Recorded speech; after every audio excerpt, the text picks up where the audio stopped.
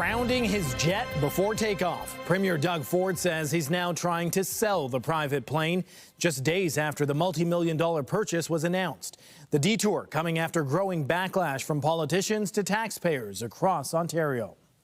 Good evening. The province initially justified buying the $28.9 million jet as a tool to support economic outreach and fight tariffs from south of the border. But after turbulent criticism from critics, the Ford government is putting the so-called gravy plane back up for sale. CTV's Beth McDonnell joins us now live with reaction to today's reversal. Beth.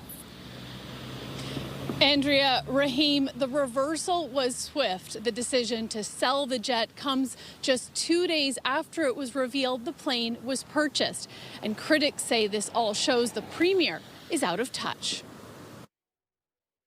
It's a sudden about-face on the purchase of a $28.9 million jet billed to taxpayers. Just 2 days after disclosing the acquisition, Ontario Premier Doug Ford says the plane is being sold. You know, it shows his lack of judgment. The right decision? I would think so, based on what everyone's going through right now. I genuinely think he didn't think anyone would know, and he got caught, and he had to do it. He had to sell it. In a statement, Ford says, despite the best of intentions, I have heard and agree that now is not the right time for the expense of a government plane.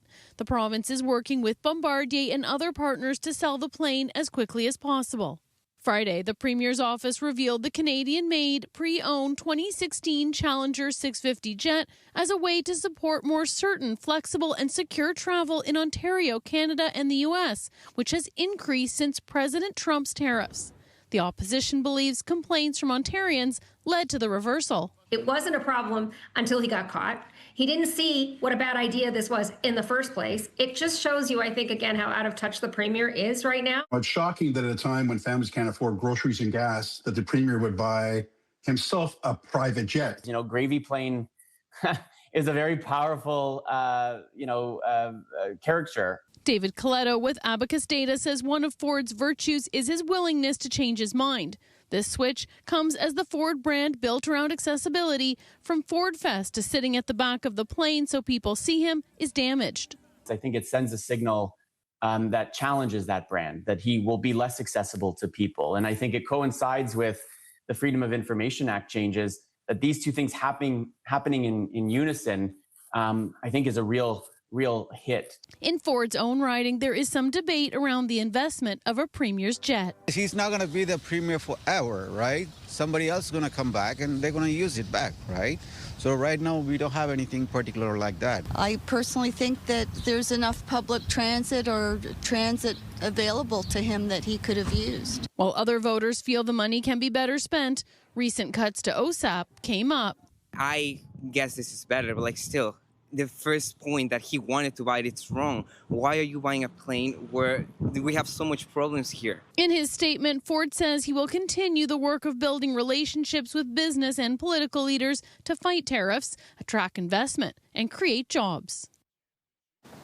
The Canadian Taxpayers Federation is calling this a win for taxpayers. NDP leader Marit Stiles says she hopes the jet is not sold at a loss. Reporting live, I'm Beth McDonnell. Andrea, back to you. Thanks, Beth. Some relief for drivers at the pumps as gas prices dropped overnight and are expected to go down even more tomorrow. After climbing yesterday, gas prices have dropped by about 5 cents a litre. Today, according to the president of Canadians for Affordable Energy, they're expected to fall another 11 cents tomorrow when the temporary suspension of the federal fuel excise tax on gas and diesel takes effect. That suspension will remain in place until September 7th. The price of diesel is also expected to drop by about 23 cents a litre tomorrow. Canadians for Affordable Energy President Dan McTeague says while drivers are getting some relief at the pumps now, prices will be climbing again soon. It looks like market's going back to reality. Will we go back to where we were on Wednesday, April the 8th, where we were paying $1.88, $1.89? I don't think so, not yet. But the longer this goes on, the greater the likelihood that what we're going to see is prices moving up back into the $1.75, which is what we're paying today, maybe $1.80 by a week's end. And goodness knows where it goes from there. Meanwhile, the Toronto Parking Authority is offering free EV charging in honor of Earth Week. From tomorrow through Friday, all 500 Green P charging stations across the GTA will be available at no charge. It's an initiative to highlight the growing push for accessible charging options in the city. Nearly 80% of residents live or work within 5 kilometers of a charging station. Part of Toronto's net zero strategy is to have 30% of all vehicles be electric by 2030.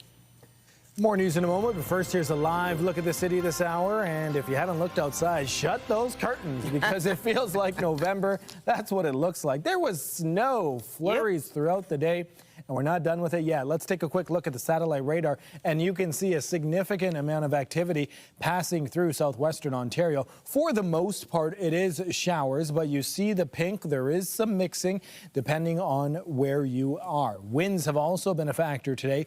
31 kilometers per hour in Toronto.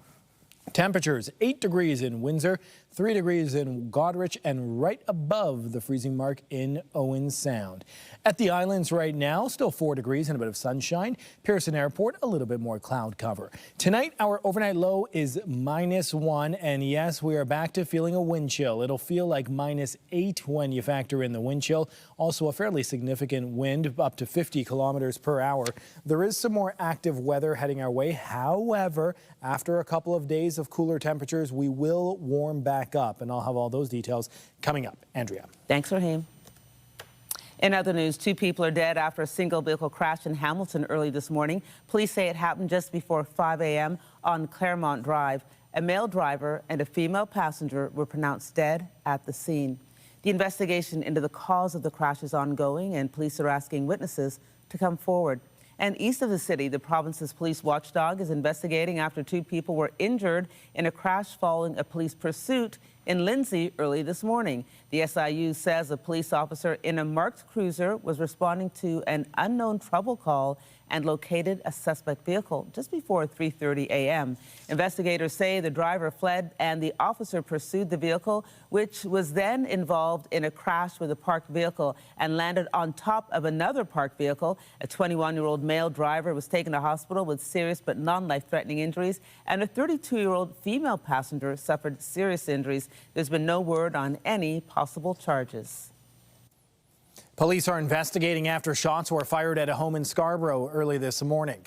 Bullets struck the front door of a residence near Chesterley Boulevard near Victoria Park in Finch around 5:30 a.m. There were no reports of injuries. Police do not have any suspect information yet, but are asking anyone with video of the area to contact them. In Oshawa, police are investigating a shooting that left 2 people injured yesterday evening. Officers responded to reports of shots being fired in the area of Mount Albert Street and Emma Street around 5 p.m. yesterday. They say 2 male victims were found with gunshot wounds. Both were taken to hospital and are listed in stable condition. Investigators say they do not have any suspect information at this time. Anyone with information is asked to contact police. Seasonal flooding is creating dangerous and destructive scenes across Ontario's cottage country. Take a look at this drone footage along the Burnt River and Kawartha Lakes, roughly 2 hours north of Toronto. Low-lying areas are submerged, with some homes completely surrounded by water and several roads closed. It comes after days of warming temperatures and heavy rainfall, putting numerous communities under flood alerts. Meanwhile, the township of Minden Hills remains under a state of emergency due to severe flooding. The Salvation Army is sending 8 volunteers to provide aid as the organization held a simulated response training exercise this weekend. CTV's Mike Lang reports. Approximately 8,000 people have been affected. Utilities have been damaged. Those are some of the many conditions that Salvation Army staff and volunteers encounter when they are called to a disaster. No power and no internet. Over. This weekend at the Jackson's Point Retreat, nearly 50 volunteers and staff from across Ontario practiced responding to a mock tornado at a music festival. Your typical response will include reception management or reception center support. It'll include food services and food delivery. It'll include emotional and spiritual care. The group split up into 4 teams, tasked with adapting to scenarios thrown at them by emergency management university students. Our opportunity in this organization is to provide support to folks that are in the middle of the worst day of their life or one of the worst days of their lives. Among the volunteers, longtime member Doug Leach from Peterborough, who was deployed for Hurricane Katrina and 9/11. You witness a lot of people who have lost lots or everything. I think it's a part of our culture to help people too. Public Information Officer Taylor Simmons helped in the response to the Newfoundland wildfires last summer. Keeping on top of training throughout the year, this really provides our volunteers and staff the experience to bring that training into a real-world scenario. With the ongoing flooding in Minden and across central Ontario, Simmons and Ottawa-based Gordon Devey are among those getting the call to help at the municipality's reception center. That'll include registering evacuees as they're coming in, making sure that the reception center is up and running, providing spaces for individuals to sleep. I'm going there to do whatever they need to do, whatever the Salvation Army asks. Up to 8 volunteers are getting deployed to the flooding in Minden to begin the week, and the Salvation Army says they will continue coordinating with the impacted municipalities and the province's Emergency Operations Center to determine if more resources are needed. Mike Lang, CTV News, Georgina Township. Nearly 1 week after securing a majority government, Prime Minister Mark Carney is taking a new approach to try and address Canadians about what Ottawa is doing. In a 10-minute YouTube video, Carney reiterated his assessment that ties to the U.S. have become a, quote, weakness, and he also acknowledged change to build the economy won't come easy. CTV's Ottawa Bureau Chief, Graham Richardson, reports. It's a direct address to Canadians shot at a home in suburban Ottawa, with Mark Carney spending a lot of time on how the United States has turned away from free trade and what that means for Canada. Many of our former strengths, based on our close ties to America, have become our weaknesses, weaknesses that we must correct. The U.S. has changed, and we must respond.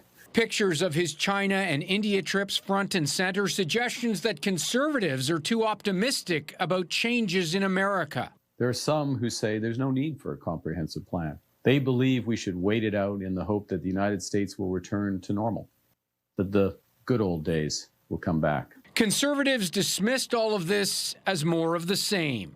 A family filling up a grocery cart in Saskatoon doesn't need Mark Carney's economic philosophy.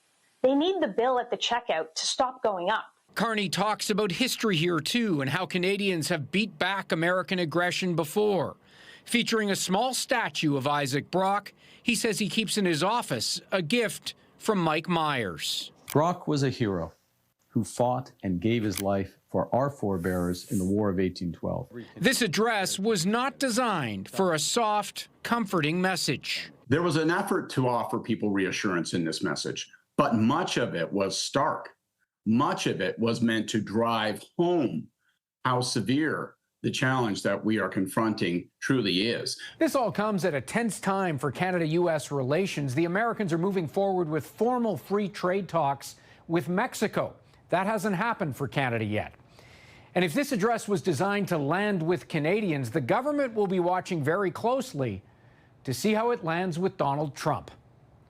Graham Richardson, CTV News, Ottawa. The Filipino community and others in Vancouver will come together today to celebrate, remember, and mourn victims of the attack at the Lapu-Lapu Day Festival almost a year ago.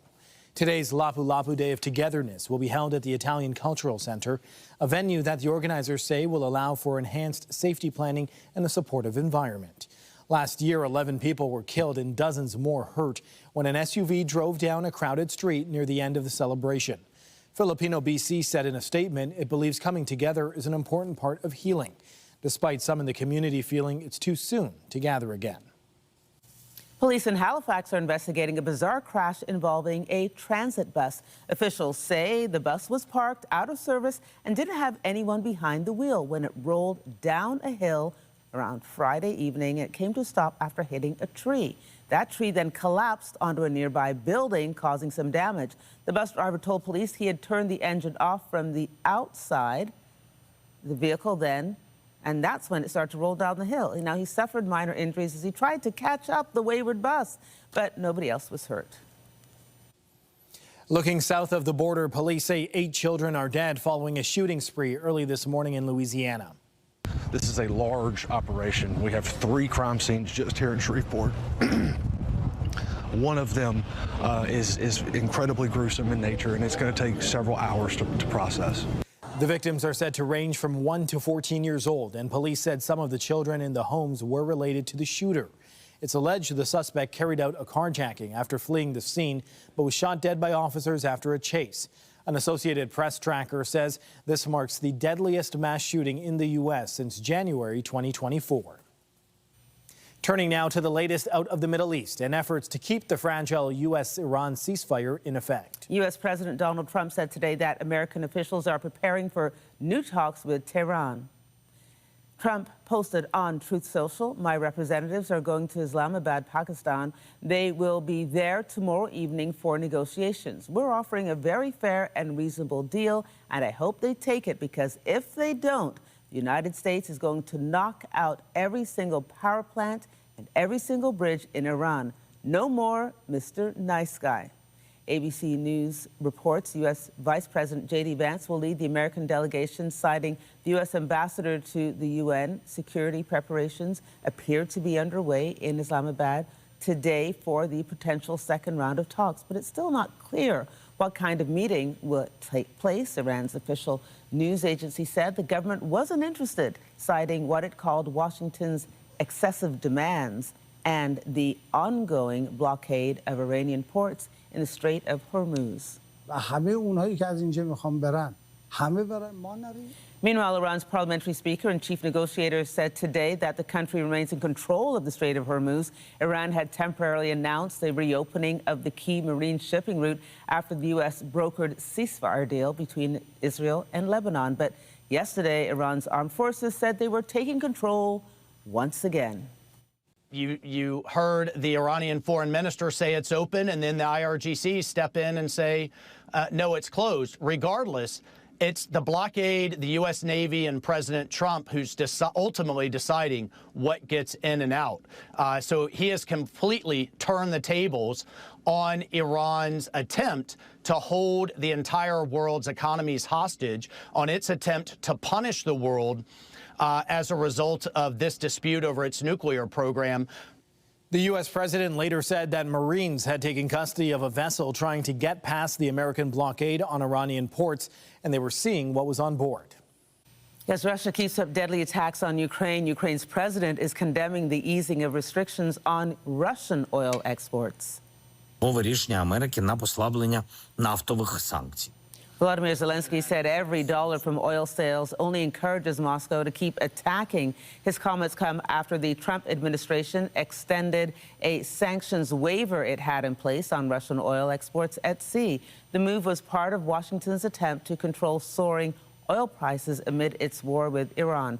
The measure was renewed 2 days after U.S. Treasury Secretary Scott Bessent said that wasn't going to happen. Well, it's not only the price at the pump soaring. The ripple effect of the conflict in the Middle East is being felt inside Canadian homes. CTV's Garrett Barry has more on why people are feeling especially hard hit on their heating bills. Living here for 30 years, Gary French knows this house inside and out. It depends on which way the wind's blowing. Like, it comes from the north, northeast, or west. It can really house feels colder. But lately, the soaring costs of heating this home has him turning his head. I was kind of wishing it was a dream, you know, because it's such a shock now that I got to pay $1,000 out just to keep the house warm. The conflict in the Middle East is driving up prices at home, sending the cost of furnace oil sky high. And there's only so much you can't do anything about it, really. You have to pay. You got to pay it. This type of oil heating is simply way more popular in Atlantic Canada than anywhere else in the country. And because it is taxed differently than gasoline and diesel, it's not eligible for the relief recently announced by the federal government. From January 1st to April 1st, prices in Newfoundland and Labrador jumped 77 cents per litre, about 60%.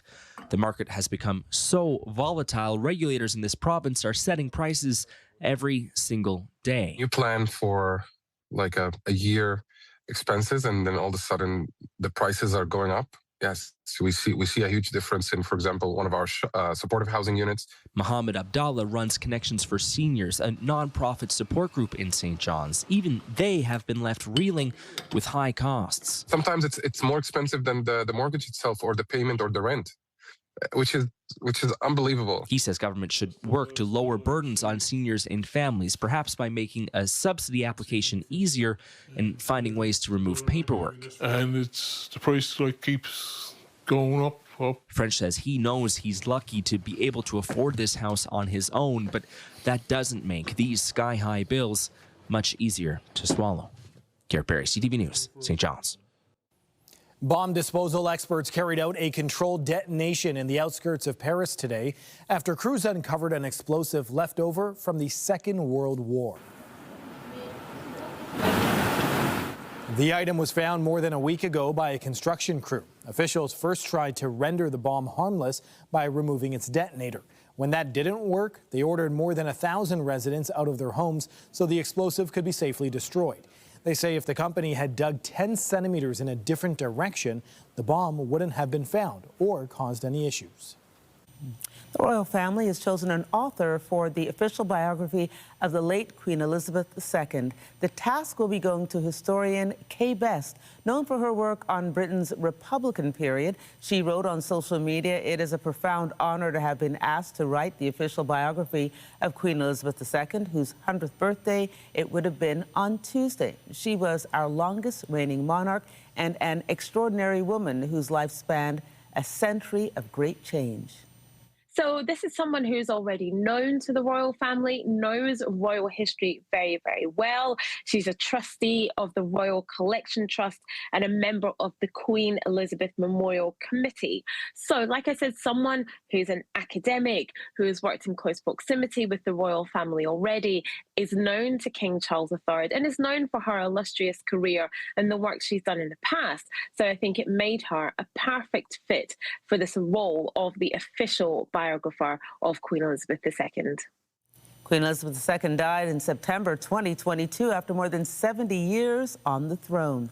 British media report King Charles III specifically wanted a woman to write the definitive account of his mother's life.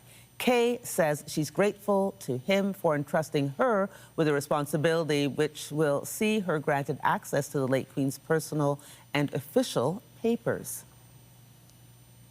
Canadians are being warned about the risks of injectable peptides sold online. Despite an alert from Health Canada, these products are gaining popularity, promoted for everything from weight loss to anti-aging. CTV's Kathy Lee reports. These are MOTC. The powder in these small vials are peptides, increasingly popular and promoted for a range of health benefits. For some Canadians, like Adam Blackwell, a personal trainer and nutritionist, they're part of his routine. I use peptides for a plethora of reasons: body recomposition, recovery, cognitive health, mitochondrial health, longevity. Marketed for muscle growth, anti-aging, and weight loss. The vials are mixed with water and then self-injected. Drugs like Ozempic, a peptide-based medication, have helped propel peptides into the mainstream. But beyond a handful of approved drugs like Ozempic, most sold online are unregulated, raising concerns among health experts. Is it contaminated? Did it come from some, lab in, some third world country that didn't have proper sterile processes? Is what they're saying on the label truly even inside the bottles? Health Canada says in the last 6 months, it's received 4 complaints of adverse reactions where an unauthorized peptide was believed to be the suspected cause. Now it's advising consumers to only buy and use authorized health products approved by the agency. Online influencers have helped make peptides popular, but one Canadian wellness professional says she turned down a request to promote. I'm not a physician. I'm definitely not qualified to educate or sell, and it's something that you inject into your body. Understanding the risks, Blackwell emphasizes the importance of sourcing products carefully. We have pharmaceutical-grade peptides with, physicians that are advising. We have clinical support with a lot of these peptide companies. You can't just order something from this mysterious website, this mysterious vials. You have to make sure, again, like third-party testing, the batch testing, the purity, the outsourcing, certificates of analysis. Those are huge things to look for when purchasing peptides. Health Canada is urging people to report potential non-compliant or unauthorized health products. Kathy Lee, CTV News, Calgary. If you're counting down to the start of the FIFA World Cup and are trying to plan out your journeys, a reminder that the TTC has set enhanced and expanded service during all match days in this city. The TTC says it'll be extending late-night subway service on lines 1 and 2 on select nights to ensure everyone attending games and celebrations across the city has a safe and reliable way home. The transit agency service also promised increased service on the 504 King and 509 Harbourfront and 511 Bathurst streetcars and the 129 Dufferin bus. Another change to keep an eye out for when it comes to your commute. As of April 13th, Metrolink says it's completed a major update to how Presto cards work. Now, officials say the most noticeable difference will be for most riders that the fact that money added to Presto cards online will load immediately instead of requiring a tap on a Presto device within a certain period of time.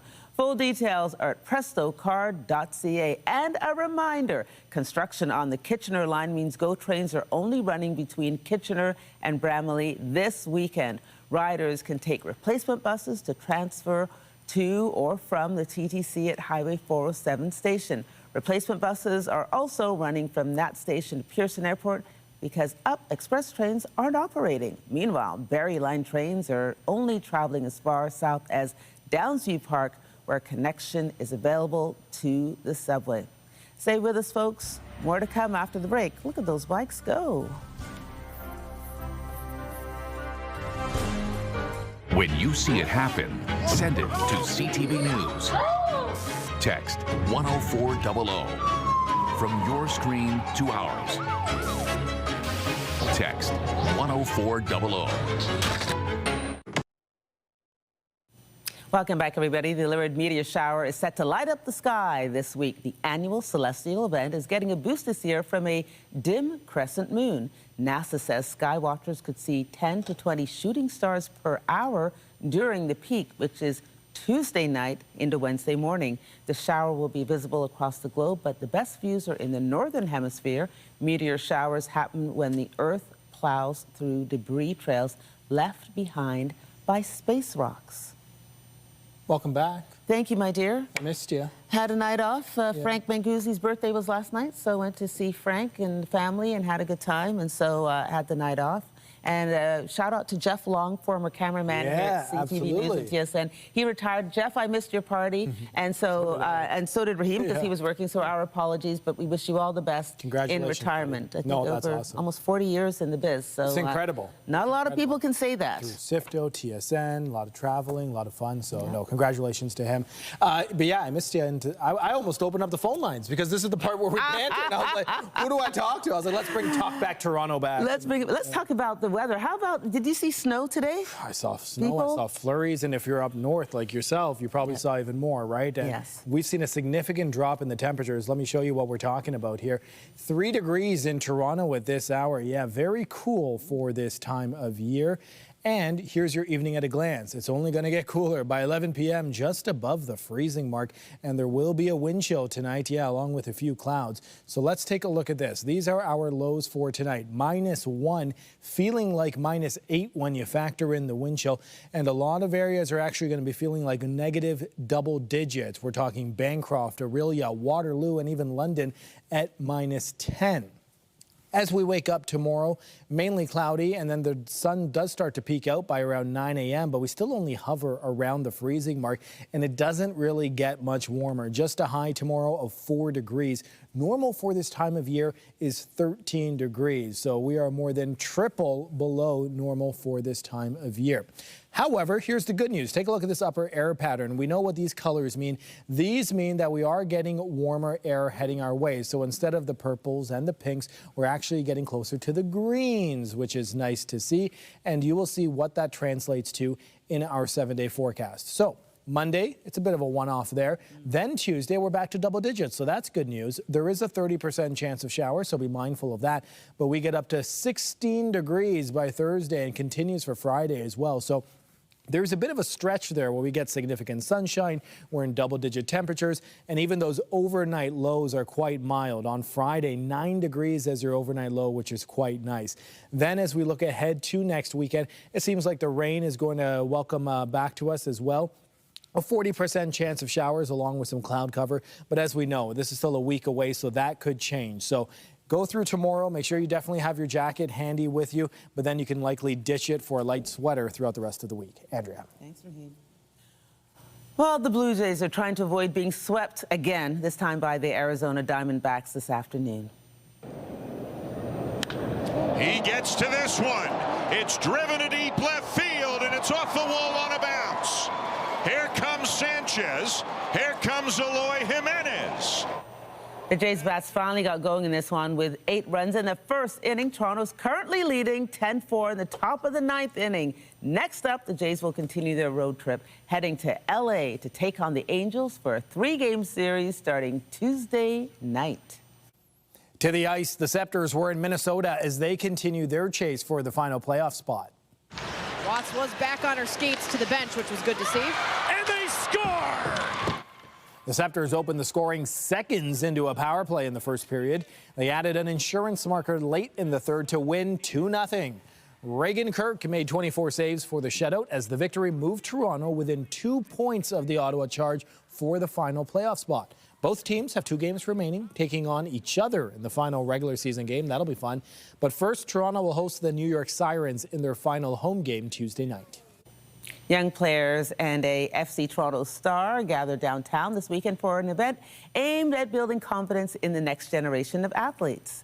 The YMCA teamed up with AFC Toronto to host Goals for Girls. The high-energy soccer clinic held at the Central YMCA brought young girls from across the GTA together to build confidence and leadership skills through sport. Organizers and professional players say the event is about more than just soccer. It's about providing inclusive opportunities and positive role models to help girls thrive both on and off the field. I think they're really important, especially to keep girls active and involved in sport. You often see as girls get older, they tend to stop playing sport, and obviously being active, like, it keeps you healthy and plays a really important role in your life as you continue to grow up. So I think having opportunities for girls to come together and interact with each other and just have fun is, like, really important. Goals for Girls was one of more than 1,300 Healthy Kids Day events held across the country. Well, for the first time in nearly 3 decades, Canada's smallest province was represented at one of the country's top chess championships, and it finished with an historic result. CTV's Maria Saru has more on the PEI player whose performance is marking a major milestone for the game. A chess clock starts and move by move, E4, C5. PEI's top-rated player relives a game he knows by heart. F4. This win was a milestone for Jorge Moreno at the Canadian Closed Chess Championship. It might sound a little cheesy or maybe unbelievable, but I remember my whole life in a moment, like in the movies. After scoring 5 points in 9 rounds, his performance at the tournament put him on track for the International Chess Federation, or FIDA's, candidate master title. According to Chess PEI's records, Moreno will be the first player in the province to achieve that. It's payoff after years of preparation. I felt in control the whole game. You have to be confident in your experience and your knowledge. Moreno also gives back to his community, participating in fundraisers to support scholastic players. 3 years ago, he won 19 simultaneous games to raise money for the PEI chess team's travel costs. He also coaches his own youth chess team. Chess PEI President Fred McKim said in an email to CTV News, he's clearly a role model for them as well as many other juniors in PEI. It was for me important to do this now to show that it was possible to do it from a small province. Moreno plans to continue climbing the chess ladder with his sights set on the next title, a FIDA Master. That means playing more tournaments here in PEI and abroad. Maria Saru, CTV News, Charlottetown. Coming up, are rising fuel prices impacting the cost of a cold one? We check in with how craft breweries are faring with the major bite on their bottom line.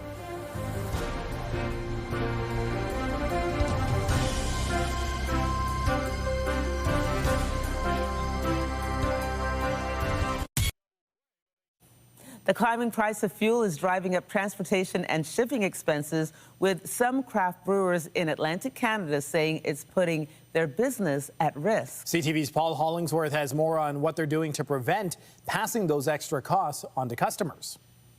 At this Dartmouth-based craft brewery, the surging price of fuel has increased expenses and is taking a major bite out of their bottom line. Shipments of the U.S. are cans coming in. We're seeing quite a bit, a couple $100 a truckload. Locally, we're seeing small increases, but they all add up over a period of time. Danny O'Hearn and his staff are scrambling to trim other expenses to offset the climbing cost. We decide to look for the savings within. This craft brewery has been in business for 10 years. The people who own this company say part of their success comes from not letting their prices become too high. O'Hearn prefers to not pass on the rising price of beer. But you can't take advantage of customers. He's not alone. This craft brewery's overall transportation cost has jumped by 30%. We haven't passed any costs on to our customers yet, but if this continues to go on, it's going to be really difficult to not. There is some possible good news. Gas analysts say the federal government suspending the gas tax should bring some relief. Any reduction in taxes, is a good news for consumers. We know consumers, depending which cities you're talking in Canada, consumers pay up to 7 taxes at the pump. As Meg Brennan waits for fuel prices to drop, she's also changing some marketing strategies and targeting new customers. We're looking at working smarter, not harder. Which she hopes will reduce the price of the high cost of fuel that is spilling into the craft beer industry. Paul Hollingsworth, CTV News, Dartmouth, Nova Scotia. A life jacket worn by a passenger on the Titanic while escaping in a lifeboat has sold at auction for over $900,000. It was worn by a first-class passenger, Laura Mabel Francatelli, and signed by her and other survivors. The winning bidder paid $900,000 US for the piece of history. A seat cushion from one of the Titanic lifeboats was also sold off for just over $500,000 to the owners of 2 Titanic museums in the United States. The Titanic sank in April 1912 after hitting an iceberg during its maiden voyage from England to New York, killing 1,500 of its 2,200 passengers. Eddie Murphy was presented with a Lifetime Achievement Award from the American Film Institute. It was a star-studded affair at the Dolby Theatre, including Spike Lee, Martin Lawrence, Dave Chappelle, Chris Rock, Mike Myers, and Jennifer Hudson. Murphy received a standing ovation as he accepted the award. The 64-year-old started as a stand-up comedian. He was a sensation as a teen, which landed him on Saturday Night Live for 4 years. He quickly became a box office superstar with movies like Beverly Hills Cop, Coming to America, The Nutty Professor, and the Shrek franchise. It's important to take a break from, if you're a creative person, it's important to take some time where you're not trying to be creative, you just, living life. So that's what I learned. It's important to, step away from it sometimes, because I want to have the right balance. The tribute will premiere as a special on Netflix on May 31st.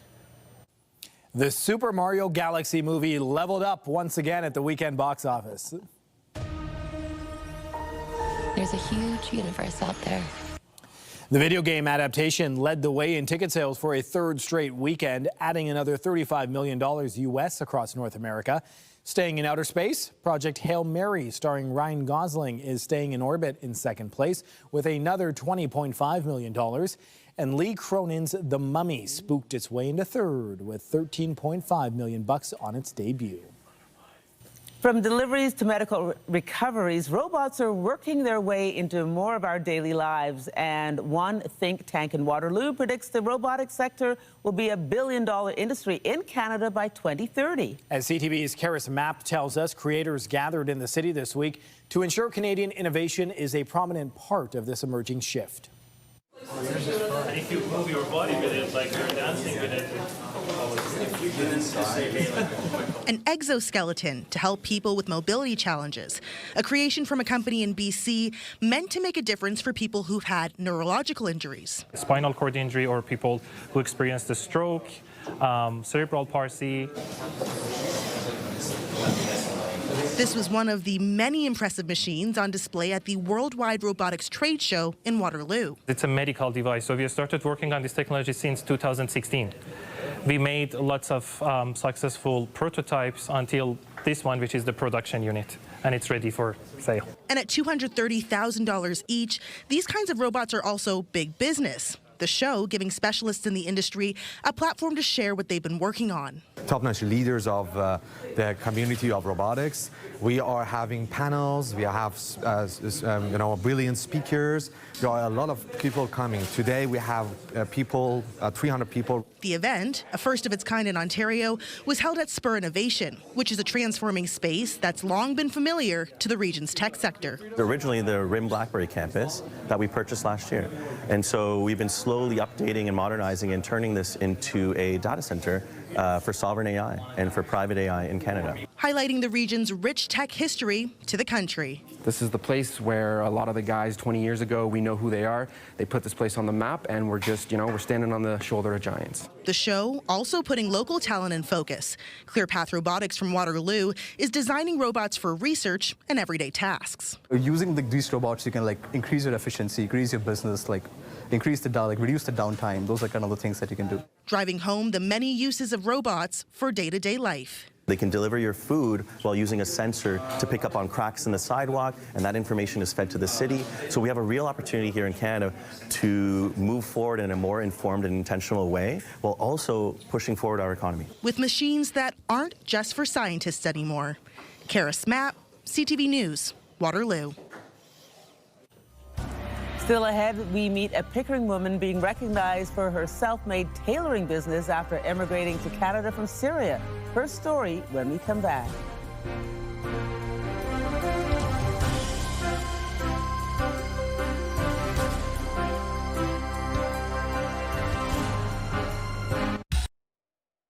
Finally tonight, we introduce you to a local tailor who fled Syria with nothing and has spent years building life and business in Ontario. She's now being recognized for her work and community impact. CTV's Carol Charles has her story. I'm gonna be the queen. I thought I'm gonna be the queen. Chanel Williams is getting ready for prom. This is so pretty. And there's only one person she trusts with her dress, Sonia Gazarian, owner of Sonia's alteration shop in Pickering. We're gonna do one fitting for this. Okay. We can't do it. It's a trust Sonia has built with clients from all over the GTA and beyond. Because I have customers from Niagara Falls, from London, Orangeville, I have Bancroft, Peterborough, I have Wasaga Beach. That loyal client base didn't happen overnight. Sonia immigrated to Canada from Syria in 2005, leaving behind political unrest and limited opportunities. We were numbers, we were not people there. We were numbers. I don't think so I was going to be anything there except a housewife. She arrived with no family, no money, and no English. But she did have a seamstress license. By 2007, she landed a job with Tip Top Tailors, where she worked for 12 years. In 2018, she and her husband took over a dry cleaning business in Pickering. Then in 2024, she moved to a nearby location and shifted her focus to offering alterations only. Tight as you want. Today, she serves more than 3,000 clients. This is for church. Yes. Very modest. Modest, yes. One of them is Ramona Pimentel, who's getting married in just a few weeks and has 3 bridal dresses that need tailoring. She does a great job of doing exactly what you want and making something you want to look good, look great. It's that kind of work that's earned Sonia major recognition. She's been named a 2026 Canadian Choice Award winner in the tailor category for the 2nd time. I feel honored. I feel so proud of myself. I can't believe it. Hard work pays off, I think. If anyone else got it, I'd be mad because she deserves this award. But for Sonia, the real reward is simpler. When I see the smile of my customers, the smile of the bride, when they start to cry and hug me, oh, finally, this is my dream dress. This is the most enjoyment. Sonia will be receiving her award on June 5th at the Liberty Grand. Carol Charles, CTV News. 3 wedding dresses. Yep. Breakfast, lunch, and dinner. Congratulations. Well, few people might want to be altering the weather right now, wouldn't they? Because there are some showers, a little bit of flurries, a little bit of everything. Let's show you that satellite radar. You can still see there is plenty of activity making its way east through southwestern Ontario. Currently right now 3 degrees in Toronto, 5 degrees in Peterborough, and 7 in Kingston. Here's a look at your school day forecast. A fair bit of sunshine, a sun-cloud mix. However, it's going to be cool. 4 degrees at 3 p.m. That is as warm as we're going to get. It's a one-day blip, though, because then we start to warm up, getting all the way up to 16 degrees on Thursday, which is nice, and more sunshine as well. Those overnight lows as well, quite mild. Just 9 as your overnight low on Friday. So not a bad week ahead. Andrea. Thanks, Raheem. Well, be sure to join us tonight at 11 for the CTV National News with Heather Butts, followed by our next local newscast at 11:30. In the meantime, our coverage continues anytime on CP24 and online at ctvnewstoronto.ca. For all the hardworking people in front of and behind the camera here at CTV News, thanks for watching. Have a good night. I'm Andrea Case. I'm Raheem. Good night.